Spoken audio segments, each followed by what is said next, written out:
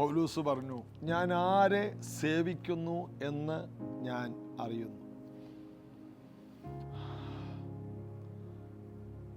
നമ്മുടെ ജീവിതത്തിൽ വരേണ്ട ഏറ്റവും വലിയ അറിവ് അതാണ്. ഞാൻ ആരെ സേവിക്കുന്നു, ഞാൻ ആരെ ആരാധിക്കുന്നു, ഞാൻ ആരെ വിശ്വസിക്കുന്നു എന്ന് ഞാൻ അറിയുന്നു.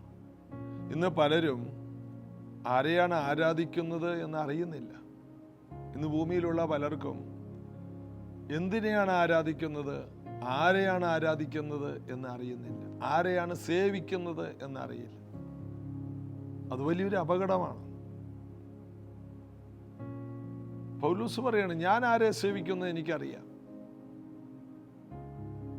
അവൻ ജീവനുള്ള ദൈവമാണ്. ആ ദൈവത്തിനൊരു വലിയ പദ്ധതിയുണ്ട്. അതുകൊണ്ട് ഞാൻ ആ ദൈവത്തെ സേവിക്കുന്നത് കൊണ്ട് ഞാൻ ഒരു വിഡ്ഢിത്തരമല്ല ചെയ്യുന്നത്. എൻ്റെ സേവനം വലിയ അർത്ഥവത്തായിട്ടുള്ളതാണ്. ഞാനൊരു പരാജയമല്ല, ഞാനൊരു മണ്ടത്തരമല്ല ചെയ്യുന്നത്. എനിക്ക് എൻ്റെ ജീവിതത്തിൽ വലിയൊരു അർത്ഥമുണ്ട്. ഇതാണ് പൗലോസിന് പറയാനുള്ളത്. ഞാൻ ആരെ സേവിക്കുന്നത് എനിക്കറിയാം. അബ്രഹാമിൻ്റെ ദൈവത്തെ ആണ് ഞാൻ സേവിക്കുന്നത്. ഇസഹാക്കിൻ്റെ ദൈവത്തെയാണ് ഞാൻ സേവിക്കുന്നത്. യാക്കോബിൻ്റെ ദൈവത്തെയാണ് സേവിക്കുന്നത്. അബ്രഹാമിനെ വിളിച്ചിട്ട് ഏകനായിട്ട് വിളിച്ച് അനുഗ്രഹിച്ച ദൈവത്തെയാണ് ഞാൻ സേവിക്കുന്നത്. ഇസഹാക്കിനെ വർദ്ധിപ്പിച്ച ദൈവത്തെയാണ് ഞാൻ സേവിക്കുന്നത്. യാക്കോബിനെ ഒരു രാജ്യമാക്കി മാറ്റിയ മാനിച്ച ദൈവത്തെയാണ് ഞാൻ സേവിക്കുന്നത്. മാത്രമല്ല, വാക്ക് പറഞ്ഞാൽ പാലിക്കുന്ന ഒരു ദൈവത്തെയാണ് ഞാൻ സേവിക്കുന്നത്. വാഗ്ദത്തങ്ങളിൽ വിശ്വസ്തനായ ഒരു ദൈവത്തെയാണ് ഞാൻ സേവിക്കുന്നത്. ദാവീദിനോട് പറഞ്ഞ വാക്ക് പാലിക്കുന്ന ദൈവം, ദാവീദിന് വീണുപോയ കൂടാരത്തെ പണിയും വീണ്ടും നിവർത്തുമെന്ന് പറഞ്ഞ ദൈവത്തെയാണ് ഞാൻ സേവിക്കുന്നത്. മാനവജാതിയെ മുഴുവനും അവരുടെ പാപത്തിൽ നിന്ന് വിടുവിക്കുമെന്ന് ഉറപ്പുകൊടുത്ത ദൈവത്തെയാണ് ഞാൻ സേവിക്കുന്നത്. അതായത് വിശ്വസ്തനായ ദൈവം, വാക്ക് പറഞ്ഞാൽ പാലിക്കുന്ന ദൈവം, നീതിമാനായ ദൈവം, പരിശുദ്ധനായ ദൈവം, തൻ്റെ വാക്കുകൾക്ക് മാറ്റം വരുത്താത്ത ദൈവം, അവസാനമില്ലാത്ത ദൈവം, അൽഫയും ഒമേഗയുമായ ദൈവം. ആ ദൈവത്തെയാണ് ഞാൻ സേവിക്കുന്നത്. ജീവിതത്തിൽ ഒരു വ്യക്തതയുണ്ടാകട്ടെ. നിങ്ങൾ ആരെ സേവിക്കുന്നു എന്നുള്ള ഒരു വ്യക്തമായ ചിത്രം നിങ്ങൾക്കും എനിക്കും ഉണ്ടായാൽ അവിടെയെല്ലാം നമ്മൾ ഉറച്ചു നിന്ന് വീര്യം പ്രവർത്തിക്കും. നമ്മുടെ ദൈവം ജീവനുള്ള ദൈവപുത്രനാണ്. യേശുവിൽ വിശ്വസിക്കുന്ന ഒരാളും ലജ്ജിച്ചു പോകില്ല. ആശ്രയിക്കാം. ജീസസ് എവരി ഡേ എന്ന പ്രാർത്ഥനയിലൂടെ നമുക്ക് കൂടുതൽ ദൈവത്തോട്ട് അടുക്കാം. ചേർന്ന് പാടി യേശുവിനെ ആരാധിക്കാം. തിന്മയായതെല്ലാം നന്മയാക്കി മാറ്റിയല്ലോ,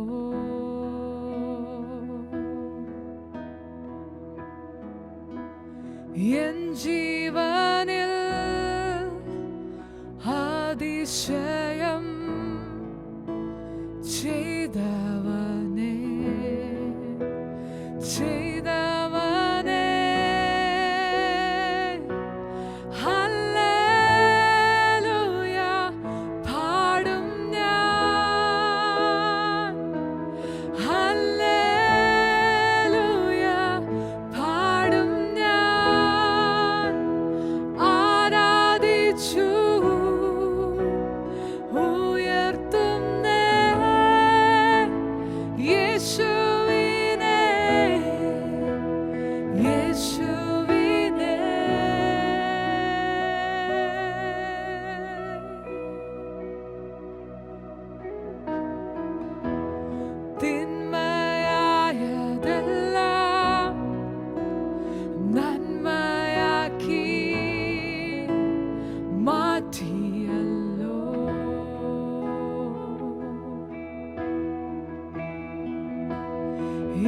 ജീവനിൽ അതിശയം ചെയ്തവനേ, ചെയ്തവനേ, ഹല്ലേലൂയ പാടും ഞാൻ, ഹല്ലേലൂയ പാടും ഞാൻ,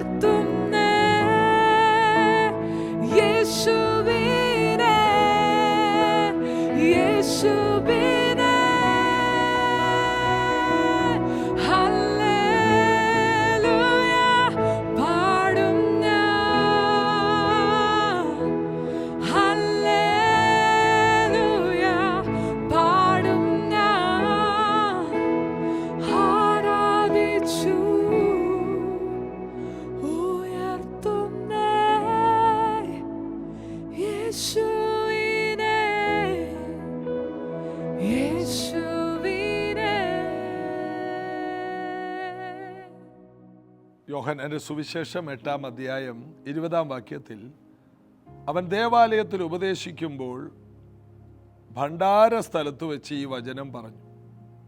ഏത്? എന്നെ അറിയുന്നു എങ്കിൽ എൻ്റെ പിതാവിനെ നിങ്ങൾ അറിയും, ഞാനും പിതാവ് ഒന്നാണ്. യഹൂദന്മാർക്ക് ഏറ്റവും കൂടുതൽ അലർജി ഉണ്ടാകുന്ന വാക്കുകളാണ് യേശു പറഞ്ഞത്. നീ നിന്നെ തന്നെ ദൈവത്തോട് സമനാക്കുന്നു. അബ്രഹാമോ മോശയോ അങ്ങനെ ചെയ്തില്ല. നീ ആര്? നീ ആശാരിപ്പണിക്കാരൻ്റെ മോനല്ലേ? നീ ആ ജോസഫിൻ്റെ മോനല്ലേ? നീ നിന്നെ തന്നെ ദൈവത്തോട് എന്തുകൊണ്ടാണ് സമനാക്കുന്നത്? അങ്ങനെ ഒരു കാര്യം യഹൂദന് സഹിക്കാൻ കഴിയില്ല. കാരണം അവന് ഈ സത്യങ്ങൾ ഗ്രഹിക്കാനുള്ള പ്രാപ്തിയില്ല. പരിശുദ്ധാത്മാവിൻ്റെ ഇടപെടലുകൾ അവനില്ല. ജ്ഞാനികൾക്കും വിവേകികൾക്കും മറച്ച് ശിശുക്കൾക്കാണ് ദൈവം ഇതെല്ലാം വെളിപ്പെടുത്തി. ഇവർക്കിത് വെളിപ്പെട്ട് വരുന്നില്ല. വിദ്യാഭ്യാസം ഇല്ലാത്ത പത്രോസിന് യോഹന്നാന് ഇത് മനസ്സിലാകും. എന്നാൽ ഇവർക്ക് ദൈവം ഇത് അടച്ചു വെച്ചിരിക്കുകയാണ്. ഇവർക്ക് അടച്ച് ഇരിക്കുന്ന കാര്യം എങ്ങനെ മനസ്സിലാകാനാ? അതുകൊണ്ട് ഇവർക്ക് ആകെ ചെയ്യാൻ പറ്റുന്നത് കല്ലെടുക്കുക, യേശുവിനെ എറിയുക, അല്ലെങ്കിൽ യേശുവിനെ പിടിക്കുക. എന്നാൽ അവിടെ നമ്മൾ വായിക്കുന്നു, അവൻ ദേവാലയത്തിൽ ഉപദേശിക്കുമ്പോൾ ഭണ്ഡാര സ്ഥലത്ത് വെച്ച് ഈ വചനം പറഞ്ഞു. അവൻ്റെ നാഴിക അതുവരെയും വന്നിട്ടില്ലായിക കൊണ്ട് ആരും അവനെ പിടിച്ചില്ല. യേശുവിൻ്റെ സമയം വരാത്തത് കൊണ്ട് ആരും യേശുവിനെ തൊട്ടില്ല. ഇതിൽ നിന്ന് നമ്മൾ പഠിക്കേണ്ട ഒരു കാര്യം, നമ്മുടെ സമയമാകാതെ, നമ്മെക്കുറിച്ചുള്ള ദൈവത്തിൻ്റെ സമയമാകാതെ നമുക്കൊന്നും ഭവിക്കില്ല. ഈ ഒരു അറിവ് യേശുവിനുള്ളത് കൊണ്ട് യേശുവിന് എവിടെ ചെന്ന് എന്തും പറയാൻ, പറയേണ്ടതെല്ലാം, എന്തുമല്ല യേശു പറയുന്നത്, പറയേണ്ടതെല്ലാം യേശു പറയും. യേശുവിന് എവിടെയും പേടിയില്ല. കടലിൽ വെച്ച് വലിയ കോളും തിരമാലയും ഉണ്ടായി, പടക് മുങ്ങുമാറായി. യേശു സുഖമായിട്ട് കിടന്നുറങ്ങിയാണ്. കാരണം എന്താ? യേശുവിൻ്റെ സമയമായിട്ടില്ല, അതുകൊണ്ട് മരിക്കാൻ പറ്റില്ല. രണ്ട്, യേശുവിനെ കല്ലെറിയാൻ ആൾക്കാർ ചുറ്റും നിന്നതാണ് 8-ാം അധ്യായം യോഹന്നാൻ തുടങ്ങുന്നത്. യേശുവിന് അവിടെയൊന്നും പേടിയില്ല. ഒറ്റ വാക്കിൽ കല്ലെല്ലാം താഴിട്ടേച്ച് അവർ പോയി. യേശുവിനെ തൊടാൻ ആർക്കും കഴിയില്ല. കാരണം യേശുവിൻ്റെ സമയമായിട്ടില്ല. ദൈവമക്കൾ അറിയണം, നിങ്ങളെ ഈ ഭൂമിയിലാക്കിയതിന് ദൈവത്തിന് ഒരു പ്ലാനുണ്ട്, അതിനൊരു പദ്ധതിയുണ്ട്. ആ പദ്ധതിയുടെ പൂർത്തീകരണം വരാതെ നിങ്ങളെ ആർക്കും ഒന്നും ചെയ്യാൻ കഴിയില്ല. സമയമായാൽ പിന്നെ ഇവിടെ നമുക്ക് ഒരു ദിവസം പോലും നിൽക്കാനും കഴിയില്ല. അതുകൊണ്ട് ആ ഒരു മനുഷ്യൻ കളപ്പുര പൊളിച്ച് പണിയുമ്പോൾ തന്നോട് തന്നെ തിന്നുക, കുടിക്കുക, എന്ന് പറഞ്ഞ് ആനന്ദിക്കുക എന്ന് പറയുമ്പോൾ തന്നോട് തന്നെ പറയുകയാണ്. അപ്പോൾ ഒരു മനുഷ്യനെ വലിയ വിളവിൽ സമൃദ്ധി ഉണ്ടായി. അവൻ കളപ്പുര പൊളിച്ചു പണിതു, എന്നിട്ട് തന്നോട് തന്നെ പറഞ്ഞെന്ന്. അപ്പോൾ ഒരു ദേവദാസൻ പറഞ്ഞത്, ഇവൻ ഭയങ്കര പിശുക്കനാണ്, ഇവൻ കല്യാണം പോലും കഴിച്ചില്ല. കാരണം എന്താണ്? കല്യാണം കഴിച്ചാൽ ഭാര്യയോടെങ്കിലും പറയാമായിരുന്നു. ഇത് തന്നോട് തന്നെ പറയുകയാണ്. ഇവനെ കല്യാണം കഴിച്ചാൽ ഭാര്യയ്ക്ക് ചെലവിന് കൊടുക്കണ്ടേ? അതുകൊണ്ട് അവൻ കല്യാണം പോലും കഴിക്കാതെ നിൽക്കുകയാണ്. കാരണം ഈ കാശ് പകുതി അവളുടെ പേരിലായി പോയാലോ. ഇതാണ് അമേരിക്കയിലെ പലരും, പല യൂറോപ്യൻ രാജ്യങ്ങളിൽ, പാശ്ചാത്യ രാജ്യങ്ങളിൽ അധികം പേര് കല്യാണം കഴിക്കില്ല. പിള്ളേർ 3-4 ഉണ്ടാകും, സുഹൃത്തെന്നേ പറയുള്ളൂ. കല്യാണം കഴിച്ചാലുള്ള പ്രശ്നം, കല്യാണം കഴിച്ച് ചില മിടുക്കികൾ എന്ത് ചെയ്യുമെന്നറിയാമോ? പിറ്റേ ദിവസം വിവാഹമോചനം നടത്തും. അപ്പം ഈ സ്വത്ത് മുഴുവനും ഇവൾക്കും പിള്ളേർക്കും ഉള്ളതാണ്.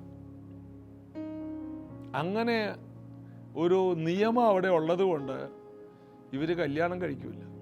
ഇത് എന്ത് നിയമത്തിലാണോ ഇവൻ പറയണത്, തന്നോട് തന്നെ. ഇവനും എന്തോ ഇതുപോലെ എന്തോ പ്രശ്നമുണ്ടെന്ന് തോന്നുന്നു. തന്നോട് തന്നെ കാര്യങ്ങൾ പറയുകയാണ്. അന്ന് ഒരു സ്വരം അവൻ കേൾക്കുകയാണ്, മൂടാ, ഇന്ന് രാത്രി നിന്റെ ആത്മാവിനെ ഞാൻ നിന്നോട് ചോദിച്ചാൽ നീ ഒരുക്കിയത് ആർക്കാവും? തനിക്ക് താൻ സമ്പന്നനാകുന്ന വ്യക്തി പരാജിതനാണ്. തനിക്ക് വേണ്ടി മാത്രം ജീവിക്കുന്നവർ ഒരു വൻ പരാജയമാണ്. ദൈവത്തിന് വേണ്ടി ജീവിക്കുന്നവന് ഒരു പദ്ധതിയുണ്ട്, ഒരു പ്രോഗ്രാമുണ്ട്, ഒരു പൂർത്തീകരണമുണ്ട്. നമ്മൾ വിവാഹം കഴിച്ചതും കുഞ്ഞുങ്ങളെ വളർത്തുന്നതും പഠിക്കുന്നതും കുഞ്ഞുങ്ങളെ എല്ലാം ഇത് കേൾക്കുന്ന ഓരോരുത്തരും അറിയണം, ദൈവത്തിൻ്റെ ഒരു പ്രോഗ്രാമിലാണോ നിന്റെ പഠനം വിജയമായിരിക്കും. നിന്റെ കുടുംബജീവിതം വിജയമായിരിക്കും. നീ തൊടുന്നതെല്ലാം വിജയമായിരിക്കും. ജോസഫിന്റെ ജീവിതം എടുത്തു പഠിക്കുക. ജോസഫിനെ ആർക്കും തീർക്കാൻ കഴിയുന്നില്ല. ജോസഫിനെ കൊല്ലണമെന്നാണ് സഹോദരന്മാർ പ്ലാൻ ചെയ്തത്. നടക്കൂല. പൊട്ടക്കിണറ്റിലോട്ടിട്ടു. ഒരു കയ്യും കാലും ഒടിഞ്ഞിട്ടില്ല. ദൈവത്തിൻ്റെ പദ്ധതിയിലുള്ളവൻ അവനെ ആരെന്തൊക്കെ ചെയ്യാൻ നോക്കിയാലും നശിപ്പിക്കാൻ കഴിയില്ല. അവനെ അവിടെ നിന്ന് പോത്തിഫാറിൻ്റെ വീട്ടിലേക്ക്, അല്ലെങ്കിൽ അടിമയായിട്ട് മിസ്രൈമിയ കച്ചവടക്കാർക്ക് വിറ്റു. അവരവനെ ഒരു മാർക്കറ്റിൽ കൊണ്ടുപോയി പോത്തിഫാറിന് വിറ്റു. പോത്തിഫാർ അവനെ അടിമയാക്കി, ദാസനായി. പിന്നെ ആ വീട് ഈ ജോസഫ് മുഖാന്തരം അനുഗ്രഹിക്കപ്പെടുകയാണ്. ദൈവത്തിൻ്റെ പ്രോഗ്രാമിലുള്ളവൻ എവിടെ ചെന്നാലും ഒരു സമൃദ്ധി കാണും. അവനെ പിന്നെ ഇല്ലാത്ത പീഡന കേസിൽ പ്രതിയാക്കി ജയിലിലോട്ടിട്ടു. ജയിൽ ഇപ്പോൾ ജോസഫിൻ്റെ കൺട്രോളിലാണ്. ജയിൽ അധികാരി പോലും ജയിലിനെ നോക്കുന്നില്ല. കാരണം ജോസഫ് വന്ന ശേഷം അവിടെ വലിയൊരു സമൃദ്ധിയുണ്ട്, വെളിച്ചമുണ്ട്, സമാധാനമുണ്ട്.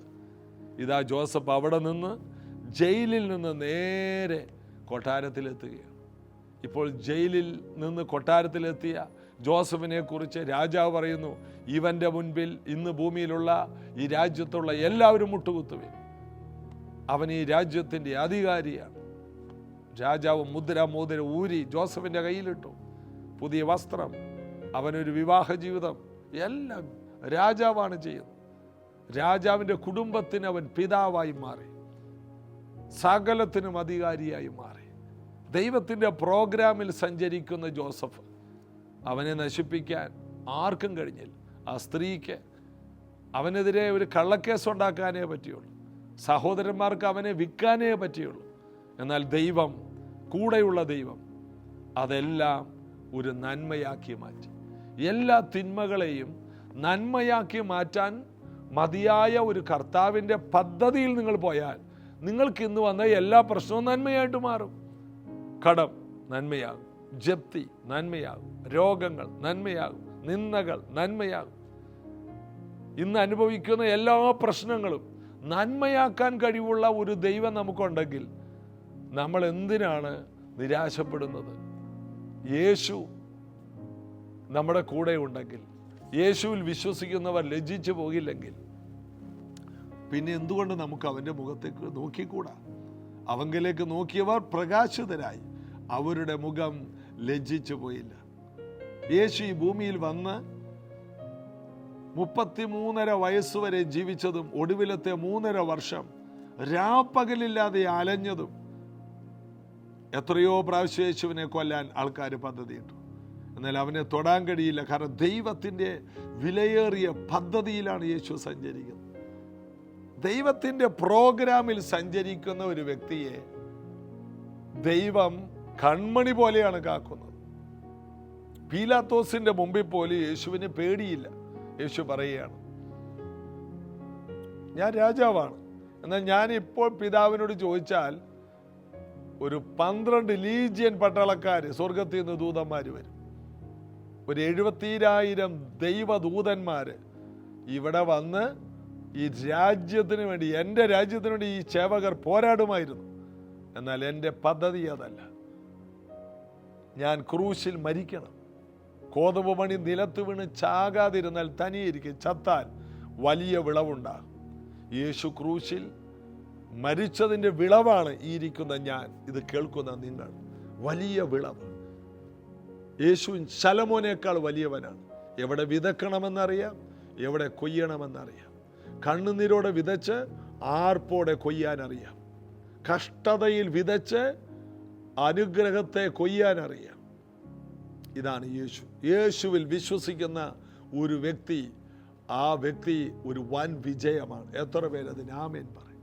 കർത്താവിൽ ആശ്രയിക്കുന്ന ഓരോ വ്യക്തികളുടെ ജീവിതം അതാണ്. യേശുവിൻ്റെ സമയം വരാതെ യേശുവിനെ തൊടാൻ ആർക്കും കഴിയില്ല. അതാണ് നമ്മൾ വായിച്ചത്. അവൻ്റെ നാഴിക വന്നിട്ടില്ലായക കൊണ്ട് ആരും അവനെ പിടിച്ചില്ല. അപ്പോൾ ഒരാൾ നമ്മെ തൊടണമെങ്കിൽ പോലും സ്വർഗസ്ഥനായ പിതാവ് തീരുമാനിക്കണം. യോബിന്റെ വേലി ദൈവം പൊളിക്കാതെ അവനൊരു അനർത്ഥം വരില്ല. ദൈവം അറിയാതെ ഒന്നും സംഭവിക്കില്ല. ദൈവം യോബിന്റെ വേലി പൊളിച്ചു കൊടുത്തത് പിശാചിനെ ഉള്ള വാശിക്കൊന്നുമല്ല, ഒരബദ്ധം കാണിച്ചതല്ല. യോബിനൊരു പ്രമോഷൻ ദൈവം വെച്ചു. അതിനുള്ളൊരു അവസരമാക്കി ഈ കഷ്ടതയെ ദൈവം മാറ്റി. ആ കഷ്ടതയെ വലിയൊരു പ്രമോഷനാക്കാൻ സർവജ്ഞാനിയായ ദൈവത്തിന് കഴിയും. ഈ മണ്ടം പിശാചിന് നേരത്തെ മനസ്സിലായിരുന്നെങ്കിൽ നേരെ ദൈവത്തോട് പറയും, ദൈവമേ, ഈ യോബിൻ്റെ വേലി പൊളിക്കരുതേ. കാരണം യോബിൻ്റെ വേലി പൊളിച്ചാൽ അവൻ ഇരട്ടിയാകും. ആ കഷ്ടത അവന് നന്മയാകും. പിശാചിന് ഇങ്ങനെയുള്ള ബുദ്ധിയുള്ള കാര്യങ്ങൾ അറിയില്ല. അവൻ മണ്ടനാണ് എന്നുള്ളതിൻ്റെ തെളിവാണ് യേശു ക്രിസ്തുവിനെ ക്രൂശിക്കാൻ മനുഷ്യരുടെ ഉള്ളിൽ അവൻ കയറി പ്രവർത്തിച്ചത്. യേശുവിനെ ക്രൂശിച്ചു കഴിയുമ്പോൾ അവൻ്റെ തല തകരുമെന്ന് ഈ വിഡ്ഢിക്ക് അറിയില്ല. ഇവൻ മണ്ടനാണ്. ശലോമോനേക്കാൾ വലിയവൻ ഇന്ന് നമ്മുടെ കൂടെയാണ്. നമ്മൾ പിശാചിനേക്കാൾ വളരെ വളരെ ബുദ്ധിയുള്ളവനാണ്.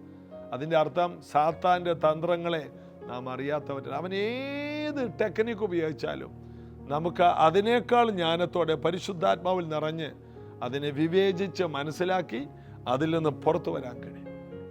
ഒരു ചതിയിൽ നമ്മൾ പെടില്ല. ജോസഫ് ആ ചതിയിൽ പെടണമായിരുന്നു. ജോസഫ് വിൽക്കപ്പെടണമായിരുന്നു.